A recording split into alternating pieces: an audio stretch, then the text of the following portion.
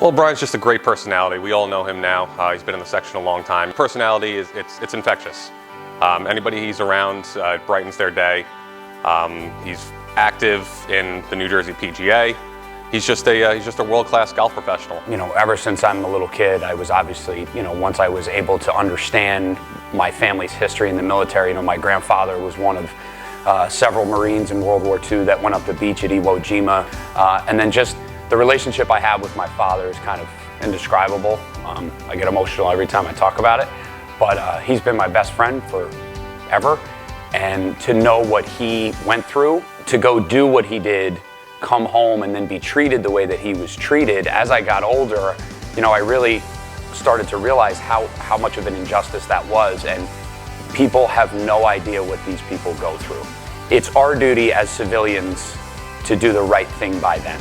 Anything, a simple handshake, saying thank you, anything you can do to say thank you to somebody that has gone to the extent that our veterans go to is something that I'm extremely passionate about. And yes, my family history obviously has an immense amount to do with that. Obviously, coming from that family really means a lot to him to do whatever he can to answer the call and help out those active veteran military members and their families when they arrive back here in the United States. And I think that's the definition of the Patriot Award here, is who's going to step up and who's going to answer that call to really help out those in need. And this year, Brian really knocked it out the park.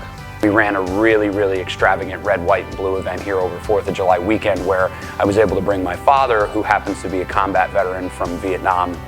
He served in the United States Marine Corps and received 2 Purple Hearts for his service overseas, which is a huge deal to me. So to have him here as our guest of honor, we ran a donation table and just received an immense amount of support. I think that day alone we raised, almost $39,000. So just getting the ball moving, getting it rolling in the right direction, this membership has just been unbelievable in answering the call. Once our members really saw the connection between him and his father, I think that's when everyone really responded very well. To see him get the welcome home that he deserved 53 years ago when he got off that plane, indescribable. There's no way I can put it into words. I mean, we cried for days after that. Over the course of the year, I think we're just short of $50,000 as a club, which in years past, we've done small fundraisers, but this year we really stepped it up, and can't thank the staff, the members, and especially Brian enough for that. Congratulations, Brian. I just want to say how blessed I feel and grateful I am to have such a talented, heartfelt, and gracious son who shares his love and passion for golf to serve others. Your patriotism and your passion for the veterans of this nation are second to none.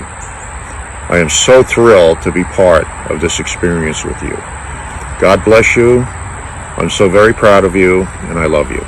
The people that serve this country have made sacrifices that none of us can fathom. And I just think it's important that all of us take whatever time out of our day, even if it's a couple minutes, and just recognize that. And if there's anything that anybody can do to help their fellow American who happens to be a veteran, it goes such a long way. And I just, I hope everyone can take that and do something with it.